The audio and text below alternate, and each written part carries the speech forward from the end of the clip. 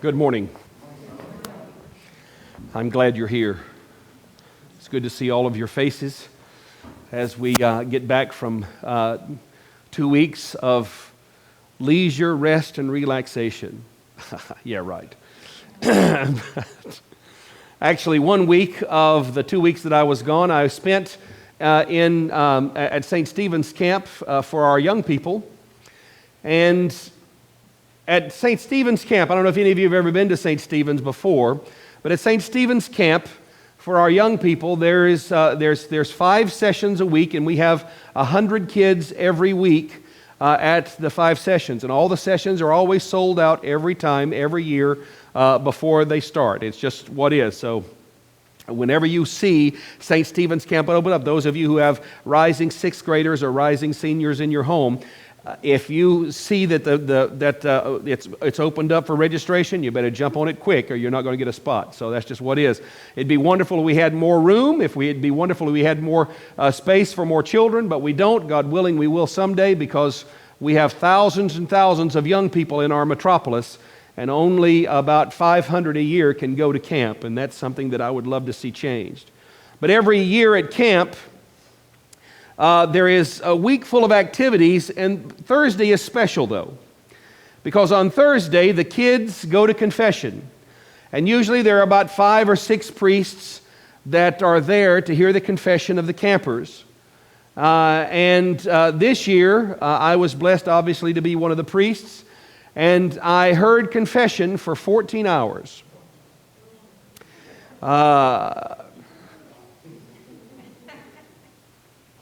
And can I give you a little hint, can you give you a little insight into confession? Those of you who go to confession all the time, you know this. Those of you who don't go to confession very often, you know who you are. Sin is boring.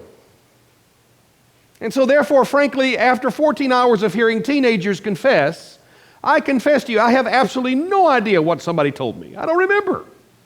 They all run together. Because sin is boring. Do you understand that sin is not creative? Sin is mundane.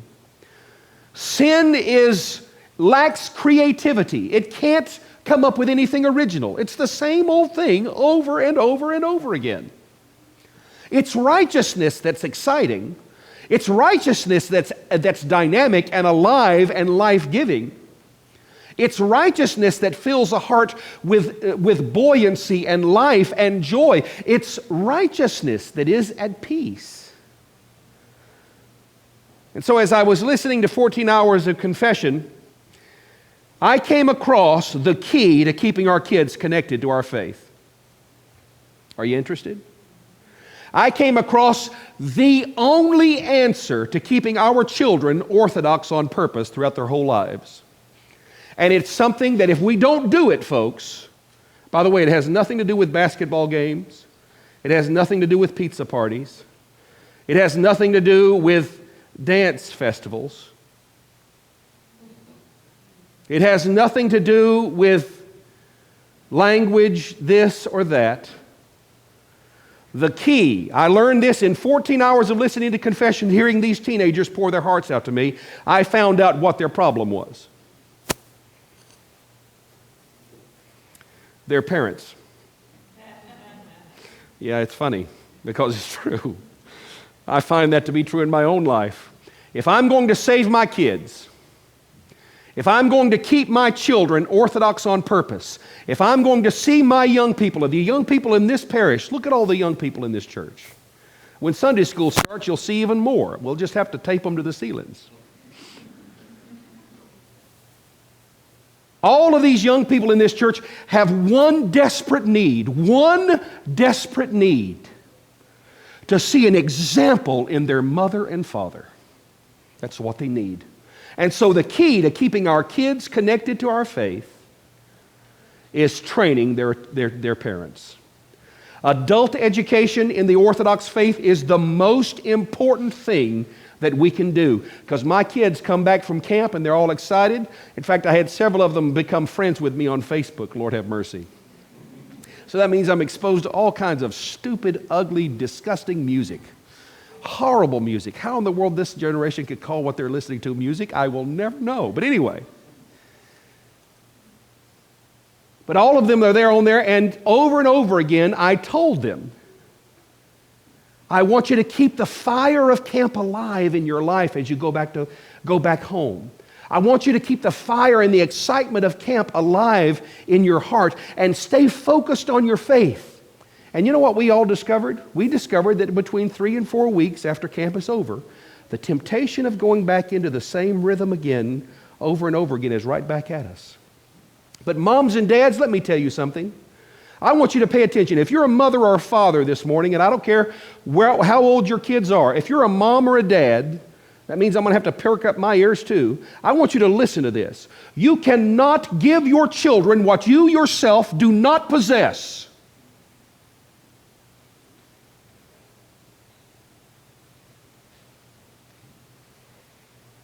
You cannot expect a child to grow beyond the spiritual wisdom and training that you have given them as the greatest heritage you could ever give them. It's wonderful that they remember Yaya's baklava's recipe. That's fantastic. Please make sure you do that, especially come festival time. Please remember that.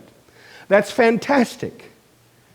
It's wonderful that they know how to make baklava. It's wonderful that they know if I say this wrong, you can't fuss at me. I'm a white boy. What are you going to do? The simiato, or the dance that they do in the dance, that's good and that's great and that's fantastic, and I encourage it.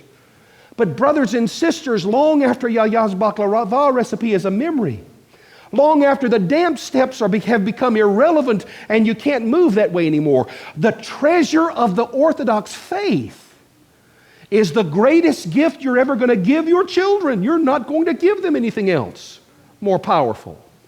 But Father, they need a good education. Yes, they need a good education, but they need an education that's going to last beyond their grave. But Father, they need to make good money. Yes, they need to make good money, but why? Why do they need to make good money? It's wonderful to be comfortable now, but 5 seconds stepped into eternity before the awesome judgment seat of Christ will make every physical comfort you have ever had completely irrelevant to you.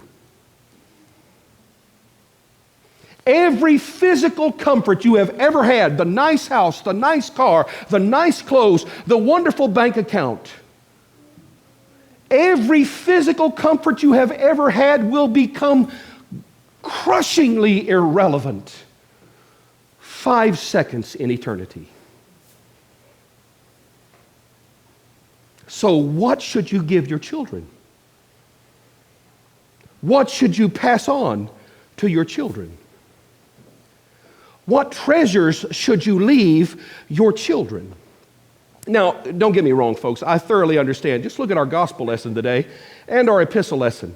The scripture says the Apostle Paul calls God the God of encouragement and steadfastness. Did you notice those two words? That our God is a God of encouragement and steadfastness. By the way, notice it doesn't say comfort. It doesn't say that our God is a God of comfort. Our God is a God of encouragement. What is encouragement? Encouragement is, let us lift up off of our seats and get to work. That's what encouragement is. When you're encouraging someone, you're not just trying to encourage them emotionally. You want to encourage them physically as well. I sometimes have to do that with my girls when it's time for their chores. Girls, let me encourage you. But not only is our God a God of encouragement, keep moving, stay focused, don't give up, don't quit, don't get tired, keep going, don't stop, don't give up. Fall down, okay, get back up again. Encouragement, that is our God, that is our faith. Our Orthodox faith is a faith of encouragement. All throughout the Divine Liturgy, what do you hear us say? Proskomen. Give your attention. Why is it? Because we are so easily distracted by shiny things. I feel like Dora. Just keep swimming, just keep swimming. That's it. That's what we're called to be. That's what our God is. Our God is a God of encouragement. But He's also a God of steadfastness. What does the word steadfastness mean? Steadfastness means God is always able to be counted on. That's our faith, folks. That's what our Orthodox faith is meant to create in you. A steadfastness, a confidence, a dependability that makes you the man or the woman that God has called you to be. Now, let me be quick to add. Anybody who's been around Orthodoxy any length of time at all, from those of us who are converts to those of us who can trace our lineage back to St. Paul, regardless of where you've stepped into this moving river of Orthodoxy, whether it's been generations ago or just a few months ago, Orthodoxy is tough. It's hard. If it's not tough for you, you ain't doing it right. Orthodoxy asks you to fast on Wednesdays and Fridays. Are you serious, Father? Yeah.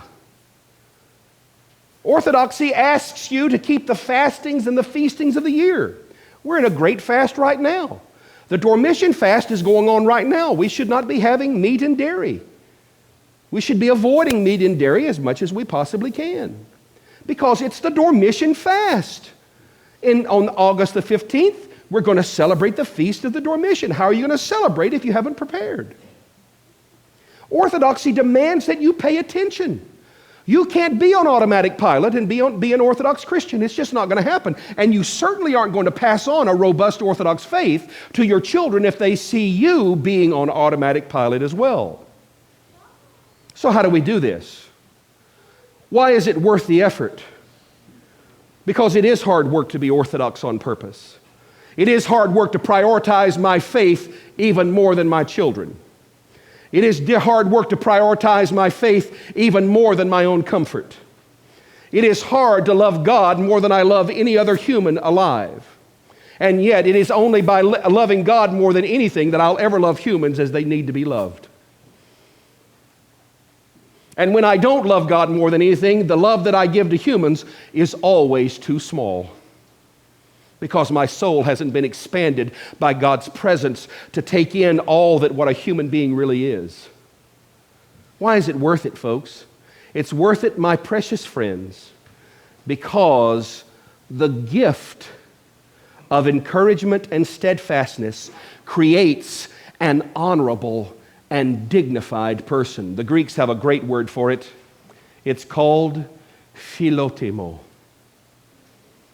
To have philotimo, to have a dignity and an honor and a steadfastness and a dependability that can't be shaken by the temporary things of the world, to have a commitment that lasts beyond what's comfortable,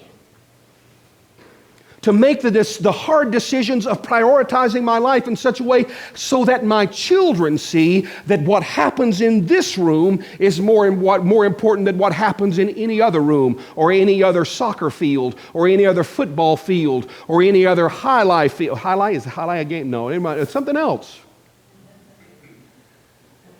Where I prioritize this. Oh, Father, you're saying that because you're a priest. Of course I am. My job is to usher all you little chicks across the finish line. And I'm going to get demerits if any of you fall by the wayside. Of course I'm saying this for that reason. Because it's worth it. Your life has been given to you to teach you how to enjoy being with God for eternity. And Orthodoxy is the perfect school to learn how to be with God forever and enjoy it. That's the reason why Orthodoxy belongs to every man, woman, boy, and girl who has ever breathed air, no matter where their background is, no matter what their education level is, no matter who they're from or what race they're from or what language they speak. Every human needs to be Orthodox, because Orthodoxy is the perfect school to teach a man or a woman to enjoy being with God forever. As I left camp,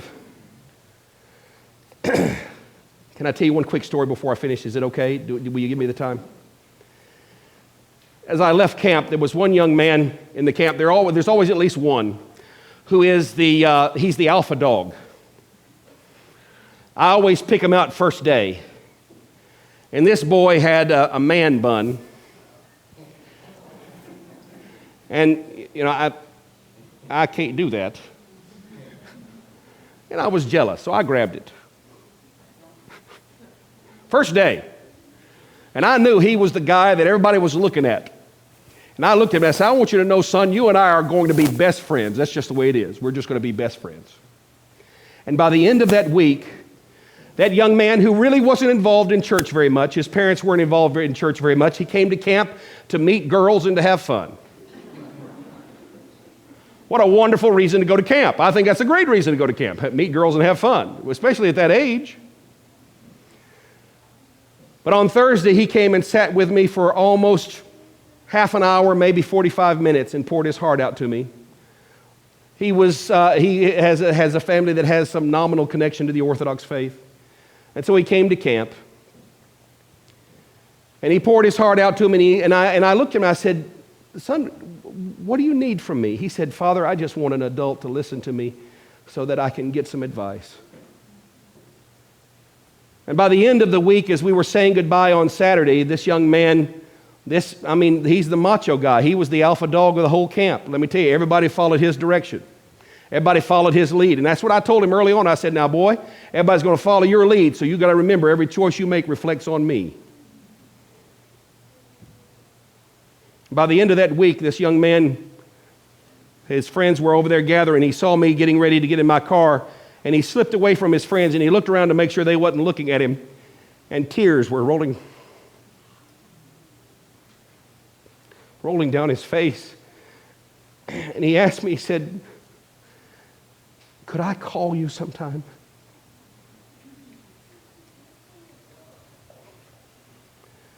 And I looked at him and I said, you better believe it, honey. You can call me anytime you need to. He said, I need a priest influencing my life. And I said, well, I'm your boy.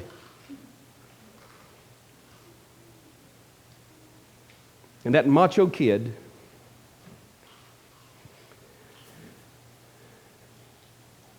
clarified for me what's valuable in life. I could care less about your bank account, children. Who cares about that? I could care less about your house, your car, what pretty clothes you wear, your PhD or your exalted degree, because 5 seconds after they put you in a hole, none of that's going to matter. But this place here will be paying off dividends in your soul as the ages continue. A wise man once said, he is no fool who gives up what he cannot keep to gain what he cannot lose. It's worth it to pay the price, moms and dads, to learn your faith and pass on to your children a robust and purposeful orthodoxy. Amen.